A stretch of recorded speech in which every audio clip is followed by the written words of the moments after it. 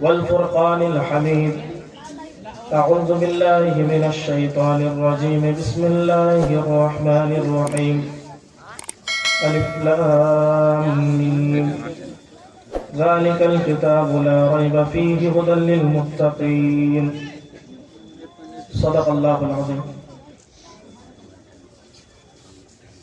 میرے محترم بزرگوں اور دوستوں،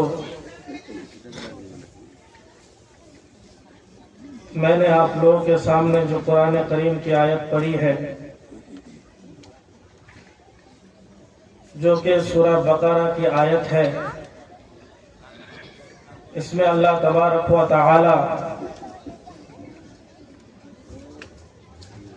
کیا بتانے چاہتے ہیں، آج ہم لوگ جاننے کی کوشش کریں گے. سب سے پہلے الف لام میم یہ حروف مقطعات میں سے ہے، جن کا معنی اللہ کے سوا اور اس کے رسول کے سوا کسی کو نہیں معلوم. ذالک الکتاب لا ریب فیہ، یہ وہی کتاب ہے جس کے اندر کوئی شک نہیں ہے، کوئی شبہ نہیں ہے. یعنی دنیا میں جتنی بھی کتابیں ملتی ہے، تمام کتابوں کو پڑھنے سے پہلے ہم سب کو پتا ہوتا ہے کہ یہ کتاب کس کام کے لیے ہے، یہ کتاب کس فن میں ہے، کہ جیوگرافی کس لیے پڑھی جاتی ہے، میتھمیٹکس کس لیے پڑھی جاتی ہے. ہر کسی کی ایک وجہ ہوتی ہے. اور یہ کتاب جو ہے جس میں اللہ تعالیٰ فرماتے ہیں کہ اس کتاب کو پڑھنے سے پہلے عقیدہ بنایا جائے کہ اس کتاب میں کوئی غلطی نہیں ہے، اس میں کوئی شک نہیں ہے، اس کے بعد اس کو پڑھنے والا پڑھنا. ہدی للمتقین. اب ہر کتاب کو پڑھنے سے ایک فائدہ ہوتا ہے، اسی طرح قرآن کو جو پڑھے گا تو ہدی للمتقین، یہ ڈرنے والوں کے لیے، اللہ تعالیٰ سے ڈرنے والوں کے لیے یہ ہدایت کا راستہ بنے گا. الذین یؤمنون بالغیب ویقیمون الصلاۃ، جو لوگ ایمان لاتے ہیں غیب پر اور نماز قائم کرتے ہیں. تو غیب پر ایمان لانا یعنی ان چیزوں پر ایمان لانا جو ہماری آنکھیں دیکھ نہیں سکتی ہے، لیکن اللہ کا حکم ہو تو بغیر دیکھے اس پر یقین رکھنا، یہ غیب پر ایمان رکھنا ہوتا ہے. وَيُقِيمُونَ الصَّلَاةَ وَمِمَّا رَزَقْنَاهُمْ يُنْفِقُونَ، اور نماز قائم کرتے ہیں اور ہم نے جو ان کو رزق دیا اس میں سے خرچ کرتے ہیں. اب جو رزق اللہ تعالیٰ نے ہم سب کو دیا ہے، اس کو کیسے خرچہ کیا جائے، اللہ کے راستے میں کیسے پیش کیا جائے، اللہ کے راستے میں کس طرح خرچہ کیا جائے، یہ ہم لوگوں کو جاننا ضروری ہے. اللہ کے نبی جناب محمد رسول اللہ صلی اللہ علیہ وسلم مسجد نبوی میں جب نماز پڑھاتے تھے، جب مکہ سے مدینہ تک ہجرت ہوئی تو پہلے مسجد نبوی پوری طرح مسجد بن کے تیار نہیں تھی، بس چاروں طرف سے گھیراؤ لگا ہوا تھا. وہاں پہ اللہ کے نبی نماز پڑھایا کرتے تھے اور صحابی رضی اللہ عنہم نماز پڑھا کرتے تھے. تو جب نماز پڑھاتے تو ایسا ہوتا کہ نماز تو پڑھاتے تھے لیکن اوپر چھت نہیں تھی. اللہ کے نبی جناب محمد رسول اللہ صلی اللہ علیہ وسلم ایک روز بارش گر رہی تھی اور اللہ کے نبی نماز پڑھانے کے لیے جا رہے تھے. موسم خراب ہونے لگا اور اللہ کے نبی مسجد نبوی تک تو پہنچ گئے. مسجد نبوی تک پہنچ گئے تو اس لیے جلد سے جلد نماز ادا کرنے کی کوشش کی. نماز ادا کرنے کے بعد اللہ کے نبی نے فرمایا اللہ کے نبی نے فرمایا کہ اس موسم بہت خراب ہونے والا ہے، اسی لیے تم میں سے یہ بتا دو کہ اس مسجد نبوی کی سینٹرنگ کے لیے کون پیسہ دے گا، مسجد نبوی کی چھت کے لیے کون پیسہ دے گا، مسجد نبی کو صحیح کرنا ہے، مسجد نبی کو اچھی طرح تعمیر کرنی ہے۔ اللہ کے نبی جناب محمد رسول اللہ صلی اللہ علیہ وسلم جب انہوں نے یہ بات کہی پہلی مرتبہ، صحابیوں نے تو دیکھا تھا کہ آپ صلی اللہ علیہ وسلم، صحابی نے غور کیا کہ پہلے جب آپ اللہ کے نبی مسجد میں داخل ہوئے تھے تو تب اللہ کے نبی کا چہرہ چمکا رہا تھا، لیکن جب نماز پڑھتے پڑھتے ایسا ہوا کہ اللہ کے نبی نماز پڑھا ہی رہے تھے، شاید نماز کے درمیان بارش شروع ہو گئی تھی، اللہ کے نبی کا چہرہ نماز پڑھاتے کیچڑ میں پوری طرح خراب ہو گیا۔ جب اللہ کے نبی کے چہرے کو تمام صحابی دیکھتے ہیں، تمام صحابی کہنے لگتے ہیں کہ جب اللہ کے نبی کا چہرہ دیکھتے ہیں ایسا لگتا ہے کہ جیسے 14ویں رات کا چاند چمکتا ہو، لیکن آج جب دیکھ رہے ہیں تو ایسا لگ رہا ہے جیسے ہمارے دلوں پر کسی نے خنجر چلا دیا ہو۔ اللہ کے نبی کی صورت کو دیکھ کر صحابی کو رہا نہیں گیا، اور صحابی جتنے بھی تھے ان تمام نے کہا کہ چلو آج چلنے کے لیے نبی کو کہا جائے۔ اللہ کے نبی نے اس لیے تمام صحابی کو مخاطب کیا اور مخاطب کر کے سب سے پہلے کہا کہ تم میں سے بھلا اللہ کے راستے میں اتنا خرچہ کون کرے گا کہ اس مسجد نبوی کی تعمیر کی جا سکے، مسجد نبوی کی اچھی طرح سینٹرنگ کی جا سکے، اچھی طرح چھت کی ڈھلائی کی جا سکے۔ تمام صحابی خاموش موجود ہیں۔ حضرت عثمان غنی رضی اللہ تعالی عنہ ہاتھ اٹھاتے ہیں اور ہاتھ اٹھا کر کہتے ہیں کہ یا رسول اللہ، اس مسجد نبوی کو بنانے میں جتنا خرچ ہوگا، اس مسجد نبوی کو بنانے میں اس کی چھت میں جتنا خرچہ آئے گا وہ تمام کے تمام عثمان غنی ادا کر دے گا۔ ایک بھی روپیہ کسی صحابی سے لینے کی ضرورت نہیں، ایک روپیہ چندہ کسی صحابی سے لینے کی ضرورت نہیں ہے، بلکہ اللہ تعالیٰ کی خدمت میں، اللہ کے راستے میں یہ پیسہ میں دینا چاہتا ہوں۔ حضرت عثمان غنی رضی اللہ تعالی عنہ نے یہ ذمہ داری لے لی اور پوری مسجد کے چھت کو بنانے کے لیے انہوں نے اپنا پیسہ دیا۔ تو پرانے زمانے میں صحابی کے اندر یہ جوش ہوتا تھا کہ سب سے پہلے کون سبقت کرے، سب سے پہلے کون اللہ کے راستے میں خرچہ کرے۔ عثمان غنی رضی اللہ تعالی عنہ کسی صحابی سے کہنے سے پہلے ہی انہوں نے کہہ دیا کہ یا رسول اللہ کسی سے ضرورت نہیں ہے لینے کو، جتنا بھی لگے گا، جتنا بھی خرچہ ہوگا وہ عثمان غنی دے گا، کسی اور سے چندہ مانگنے کی ضرورت نہیں ہے۔ اس سے یہ بھی پتا چلتا ہے کہ اللہ کے راستے میں چندہ مانگنا یہ نبی کی سنت ہے۔ اب اس کے بعد مسجد کو تو بنا لیا گیا، مسجد کی تعمیر ہو گئی۔ کچھ دنوں کے بعد اللہ کے نبی پھر دیکھ رہے ہیں کہ مسجد تو بن گئی ہے اچھی طرح، لیکن پھر بھی رات میں نماز پڑھنے سے تکلیف ہوتی ہے۔ رات کو عشاء کی نماز کے لیے جب کھڑے ہوتے ہیں تو اکثر ایسا ہوتا ہے کہ جماعت میں لوگ زیادہ ہونے کی وجہ سے پتہ نہیں چلتا ہے کہ کون کیسے سجدہ کر رہا ہے، کون کیسے رکوع کر رہا ہے، اسی لیے اللہ کے نبی کو یہ بات بہت کھٹکا کرتی تھی۔ ایک صحابی حضرت تمیم رضی اللہ تعالی عنہ انہوں نے دیکھا کہ مسجد میں نماز پڑھنے میں بہت زیادہ پریشانی ہوا کر رہی ہے۔ اللہ کے نبی اس بات کو غور کر رہے ہیں لیکن کچھ کہہ نہیں رہے۔ اب صحابی کو دیکھیں، اللہ کے نبی کے چہرے کو دیکھ کر بھی سمجھ رہے تھے کہ اللہ کے نبی کیا کہنا چاہتے ہیں۔ حضرت تمیم رضی اللہ تعالی عنہ انہوں نے دیکھا کہ ایسی بات ہے کہ رات میں نماز پڑھنے میں بہت زیادہ تکلیف ہو رہی ہے، کیونکہ اندھیرے کی وجہ سے لوگ صحیح سے نماز نہیں پڑھ پا رہے۔ حضرت تمیم رضی اللہ تعالی عنہ اپنے گھر میں جاتے ہیں، دیکھا کہ ان کے پاس 2 چراغیں موجود تھیں۔ ایک چراغ کو اٹھایا، اس میں مٹی کا تیل بھر دیا اور بھرنے کے بعد عشاء سے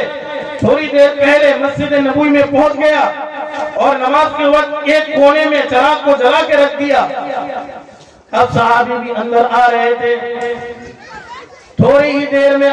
آپ صلی اللہ علیہ وسلم جناب محمد رسول اللہ صلی اللہ علیہ وسلم تشریف لاتے ہیں مسجد نبوی میں جتنی مرتبہ آئے تھے عشاء کے وقت آئے تھے تو دیکھا کرتے تھے کہ مسجد نبوی میں تاریکی چھائی ہوئی ہے مسجد نبوی میں اندھیرا چھایا ہوا ہے لیکن آج جب نبی کریم صلی اللہ علیہ وسلم مسجد نبوی میں داخل ہوتے ہیں مسجد نبوی کا دروازہ کھولتے ہیں اندر آتے ہیں تو دیکھتے ہیں کہ اندر روشنی چمک رہی ہے اندر چاروں طرف روشنی چمک رہی ہے اللہ کے نبی اندر آتے ہیں تو ان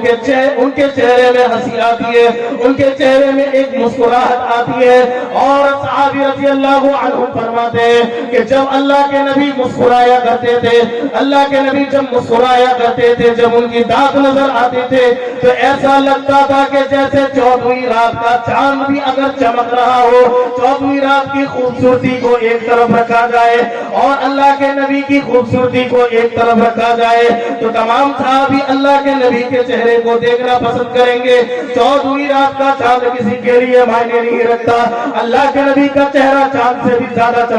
چمکا کرتا تھا جب اللہ کے نبی مسکرایا کرتے تھے جب اللہ کے نبی جب مسکرانے لگے تو تمام صحابی نے پوچھا یا رسول اللہ آپ مسکرا کے رہے ہیں آپ کو کبھی اس طرح کھلکھلاتے ہوئے مسکراتے ہوئے نہیں دیکھا کہ آپ مسجد میں داخل ہو رہے ہو اور آپ کے چہرے میں اس طرح کی مسکراہٹ ہو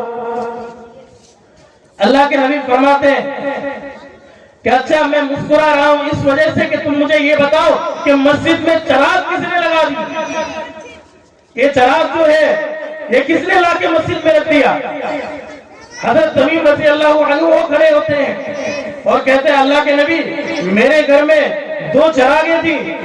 میں نے ایسا کیا میں دیکھ رہا تھا کہ نماز پڑھنے میں بہت زیادہ تکلیف ہو رہی ہے عشاء کے وقت کیونکہ اندھیرے میں پتہ نہیں چل رہا صحابی ایک دوسرے میں نماز پڑھنے میں پریشانی ہو رہی ہے اس لیے میں نے سوچا کہ میرے گھر میں تو 2 چراغ ہیں میں ایک چراغ اگر مسجد نبوی میں اللہ کے راستے میں اگر دے دوں تو میرا تو کچھ کم نہیں ہو جائے گا اسی لیے میں نے ایک چراغ کو لایا اس میں مٹی کا تیل بھر دیا اور اس کو جلا کر مسجد نبوی کے ایک کونے میں رکھ دیا اللہ کے نبی فرماتے ہیں کہ تمیم تجھے پتا نہیں کہ تو نے کیا کر دیا آج تو نے صرف مسجد نبوی کو نہیں قد نورت الاسلام یا تمیم قد نورت الاسلام یا تمیم اے تمیم تو نے آج صرف مسجد نبوی کو نہیں بلکہ پورے اسلام کو جگمگا دیا ہے آج اللہ کے اسلام کو آج پورے مذہب کو تو نے جگمگا دیا ہے آج پورے اسلام میں تو نے روشنی پھیلا دی ہے لہذا اس سے یہ بھی پتا چلتا ہے کہ نماز اسلام میں کتنا بڑا فرائض کا نام ہے کہ اگر نماز کے لیے اگر کوئی پریشانی کو اگر دور کر دے اور اگر اللہ کے راستے میں مسجد میں اگر کوئی خرچہ کر دے تو کیا کہ اللہ کے نبی اس کے بارے میں یہ فرماتے ہیں کہ جو اس طرح کا کام کرے گا وہ پورے اسلام کو چمکا دیا ہے الذين يؤمنون بالغيب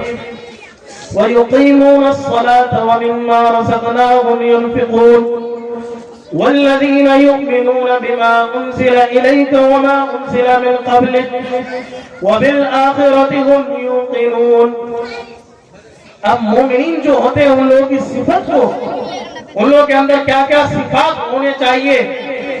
مومنین کو کیا کیا کرنا چاہیے اور تمام باتیں اللہ تعالیٰ یہاں پہ بتا رہے ہیں مومنین وہ ہے جو اللہ تعالیٰ کی کتاب پر ایمان لائے قرآن پر ایمان لائے اس سے پہلے جو ان کتابوں کو نازل کی گئی ان کتابوں پر ایمان لائے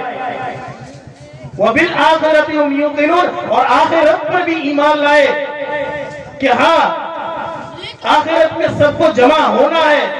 میدان حشر میں سب کا حساب و کتاب ہونا ہے یہ تمام کے تمام چیزوں پر جو یقین رکھتا ہے اس کو کہا جاتا ہے وہ اللہ تعالیٰ کے راستے پر چلنے والا ہوتا ہے اولئک علی ھدی من ربہم واولئک هم المفلحون اب اللہ تعالیٰ فرماتے ہیں کہ وہی لوگ ہیں جو کامیاب ہیں اور یہی لوگ ہیں اولئک علی ھدی من ربہم جو اپنے رب کی ہدایت پر ہے